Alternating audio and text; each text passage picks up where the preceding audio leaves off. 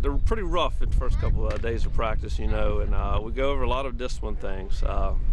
Here of late, we're coming together as a team, which is truly what all of our coaches want to see. On a Thursday in late October, about 15 kids are suited up at practice for the Timber Ridge Titans. With just 2 days to go before the last game of the year, getting enough players on the field on any given day is just one of the challenges for Coach Tracy Walker and his staff at Timber Ridge. Good job.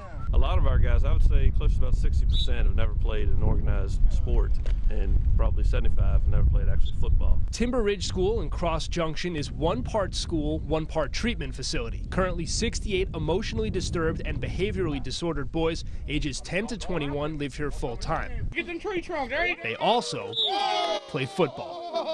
The Timber Ridge Titans are the only school of its type in Virginia to field an interscholastic football team. The Titans are considered a JV program and play a mix of public and private schools. I'm learning technique mostly.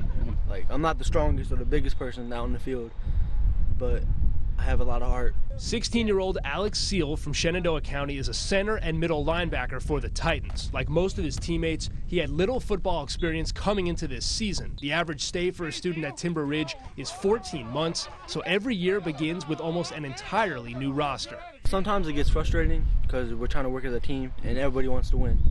And sometimes we just can't always win. It teaches me a lot about patience, about being trustworthy, being responsible. Oz Murphy from Fairfax County is 14 and plays quarterback and defensive end. The biggest thing here is learning how to learn the plays and also to let go of mistakes easier. Whatever the circumstances that may have brought a student here to Timber Ridge, one thing is certain: they can use structure and discipline. From an athletic perspective, there is no sport better suited to providing both than football. It definitely brings their self-esteem up.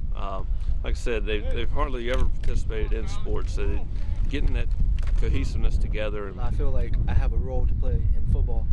Like I never felt a part of something until I started playing football. This is the great experience, like learning how to deal with different type of attitudes, different type of behaviors, different type of people. The best thing in the world. I love playing football. So. And you're happy to get a chance to do it here? Yeah, good chance. It's not the best, but it's as good as it gets for me. That was Thursday. 1, 2, 3, 4, 5. Monday is game day. 7, 8, 9, 10. It's the sixth and final game for Timber Ridge, and they're playing the St. James Saints from Hagerstown. The Titans are 2-3 and have never had a losing season during Coach Walker's 9-year tenure. Today, though, it's obvious that streak is going to end. The Saints score early and often. But as they teach at Timber Ridge, it's not about wins or losses. The Titans measure victories differently than most teams. When you start running up the score a little bit on us, and it takes a lot for a kid to hold in there and keep doing what we're asking him to do, and we did that today, so I was very pleased with him.